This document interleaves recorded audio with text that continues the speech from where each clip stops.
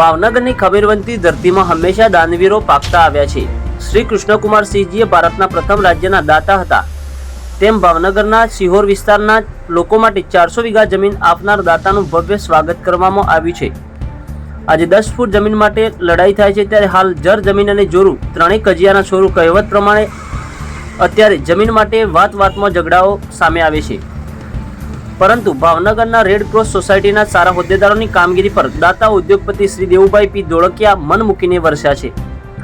સિહોરમાં તારીખ 19/1/2025ના રવિવારના રોજ દેવુભાઈ ધોળકિયા દ્વારા રેડક્રોસ ભાવનગર અને 400 વીઘા જમીન સહિત આરોગ્ય ભવન નિર્માણ કરી આપી સિહોરના લોકો માટે આસપાસના ગામો માટે મોટી આરોગ્ય સેવાના મંડાણ કર્યા છે. તારીખ 19ના રોજ સિહોર ખાતે ત્રિવિધ કાર્યક્રમ યોજાયો હતો. સિહોર ખાતે ઉદ્યોગમાં સેવારત અને અનેક સામાજિક સેવાઓ સંસ્થાઓ સાથે જોડાયેલા દેવુભાઈ પુરુષોત્તમભાઈ ધોળકિયાના 86મા વર્ષમાં પ્રવેશ નિમિત્તે સિહોર અને આસપાસના ગામ અને જરૂરિયાતમંદ લોકોની સેવા થઈ શકે તે હેતુથી સિહોર ખાતે પોતાની 400 વીઘા જમીન ભેટ કરી તેમાં આધુનિક આરોગ્ય સંકુલ બનાવવાની ઇન્ડિયન રેડ ક્રોસ સોસાયટી ભાવનગરના blood storage centre, day care centre, laboratory, mammography વિભાગ અને સ્પેશિયલ ડોક્ટરની વિઝિટિંગ સેવાઓના વિશિષ્ટ ઉપક્રમને આયોજન કરવામાં આવ્યું.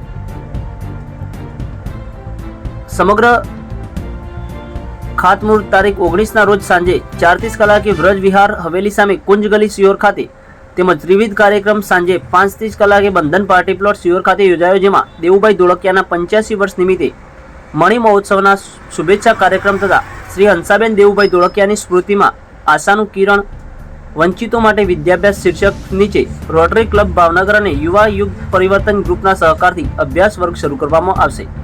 આ સેવા યજ્ઞમાં દેવુભાઈ ધોળકિયા, દીપકભાઈ ધોળકિયા તેમજ સમગ્ર પરિવારજનો, શુભેચ્છકો, મહેમાનો મોટી સંખ્યામાં ઉપસ્થિત રહ્યા.